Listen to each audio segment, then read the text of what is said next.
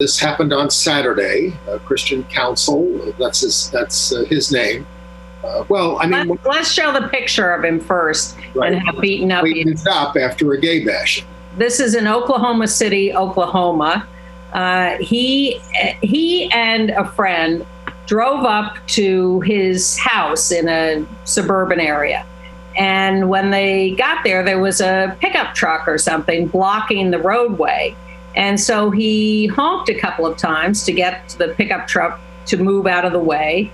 And the truck did move, and they drove into the parking spot. And when they got out of their car, the guys in the pickup truck, or maybe it was a man and a woman. Yes, man and a woman. Man and a woman were standing there waiting for them. Christian Counsel says all he did was honk his car horn at a truck parked in the middle of the road, and it turned into a 2-on-1 beatdown while the suspects yelled homophobic slurs. I tried to fight back, but he didn't stop until my arms fell to my side and I was totally unconscious. Christian and a friend were heading home for the night when he says a car parked in the middle of the road was blocking his space. He had to honk his horn twice before they finally moved and he was able to park. My friend and I got out of my car.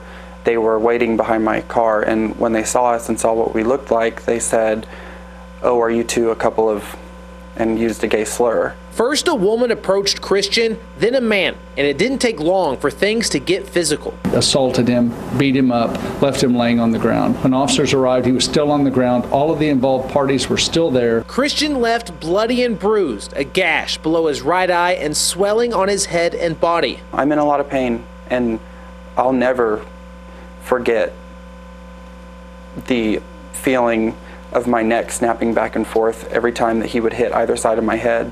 It's not mentioned in the report, but Christian says the couple was yelling slurs during the entire attack, to the point where he believes that was their main motivation. It was clear that when they could tell that my friend and I were gay, or that we appeared to be gay, that they knew that they could do what they did to me. The two suspects, Amery Dickerson and Bennett Stone, arrested for misdemeanor assault and battery, but were released without being booked into the county jail. It sure felt like a hate crime.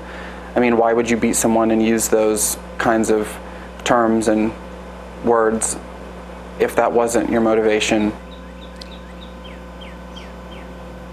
Now, Christian says he didn't know his attackers, but he was told they were dropping off a friend at the building across the parking lot from him. He just hopes he never sees them again.